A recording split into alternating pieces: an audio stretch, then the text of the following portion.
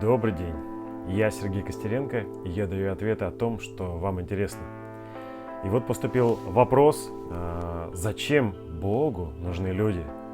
Для чего они ему понадобились, такому абсолютному, совершенному, вечному? Ну, благодарю Александру за шикарный вопрос. Мне действительно есть что рассказать по этому поводу. Но вначале предупреждение. Все, что я расскажу, основано на моем опыте и является моим личным мнением. Я не претендую на истину в последней инстанции. И поэтому, если вы являетесь уже последователем какого-то догматического, философского или религиозного учения, или у вас есть уже свое устоявшееся мнение по этому поводу, то рекомендую вам лучше выключить это видео и оставить его в покое. Оно для других. Я не против вас, просто оно для других. Мое видео для тех, кто открыт новым знаниям, для тех, кто ищет свой путь, для тех, кто готов дополнить свою живую картину мира и продолжить свои исследования дальше. Итак, для начала давайте вспомним, что мы с трудом принимаем чужие готовые ответы, поэтому полезно будет поразмыслить немного самим.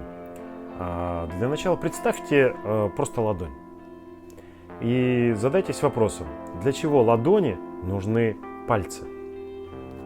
И пока вы думаете, я расскажу вам, почему я вообще могу давать ответы на вопросы о мироустройстве и о Боге. Я практик, исследователь, познающий этот мир. Мой путь познания начался еще с рождения и продолжается до сих пор. Лет 10-12 назад я занялся вопросом, зачем я живу, что такое я, что такое жить и для чего все это вообще. И чтобы помочь мне ответить на этот вопрос, меня высшие силы провели через опыт потери того, чем я не являюсь. Я в тот период потерял семью, жилье, бизнес, все, что было для меня важным и значимым, все, что я ассоциировал, отождествлял с собой, включая даже тело. Я прошел через околосмертный опыт, я побывал за гранью осознанно, я все помню. И все это дало мне достаточно ценный опыт для того, чтобы построить свое мировоззрение и ответить на главный вопрос этой жизни. Итак, давайте вернемся к метафоре. Для чего ладони нужны пальцы? Наверное, вы ответили себе на этот вопрос. И в ваших ответах было что-то, чтобы трогать, хватать, щупать и так далее. То есть все это новые возможности. Так вот, Бог, создавая что-то, наверное, тоже предполагал для себя обрести новые возможности через это. Кстати, кто такой Бог? Я могу вам сказать, что я вкладываю в это понятие. Бог для меня – это разумная вселенная и тот источник, из которого эта вселенная сотворена. Какие признаки есть у Бога? Он един, он абсолютен, он непознаваем. И все создано из Бога и одновременно Богом и является. И мы тоже. Мы, осознающие себя частички Бога, созданные из Бога, и живущие в мире, созданном из Бога, и ничего кроме Бога вокруг нет. Вспомните физику. Вселенная родилась из великого ничто. Из бесконечно малой точки произошел большой взрыв, и Вселенная развернулась и продолжает расширяться до сих пор.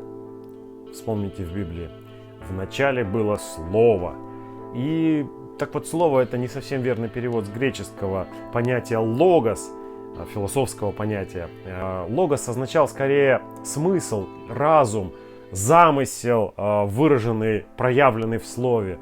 Так вот, вначале был замысел. И тут все, в общем, сходится. Всегда во всем есть какой-то смысл. И вспомните, зачем ладони, пальцы?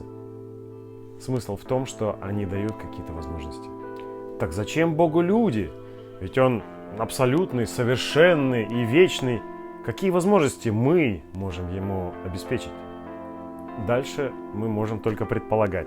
В этой точке предел нашего понимания. И все же с некой долей вероятности мы можем постараться определить смысл по действиям.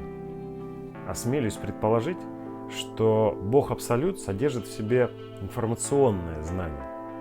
И Он пожелал получить знания через опыт. Он создал Вселенную как песочницу и начал в ней играть. Все материалы этой игры Он сотворил из себя. Он создал пространство и вещество, и в том числе нас, как один из видов игроков в его игровом пространстве. Цель игры – вспомнить свое могущество через опыт. Да-да, вспомнить, ведь мы частички Бога. И нам кажется, что мы здесь учимся, на самом деле мы вспоминаем. Бог проявляет себя через нас. И мы все больше открываем грани своего могущества, постепенно приближаясь к источнику, к абсолюту в его свойствах. Воспоминание через опыт – это одно из важнейших условий этой игры. Замысел в том, чтобы мы смогли через иллюзии ограниченности и разделенности дойти до совершенства и всемогущества самостоятельно, пройдя путь постепенного познания себя через опыт. Так Бог, проявленный в нас, познает себя, и мы реализуем для Него эту возможность. Бог есть любовь. Помните? Желаю вам любви и света. Желаю проживать каждый день полностью и без остатка. Желаю быть настоящими в каждом моменте и полноценно познавать себя и Бога в себе через опыт.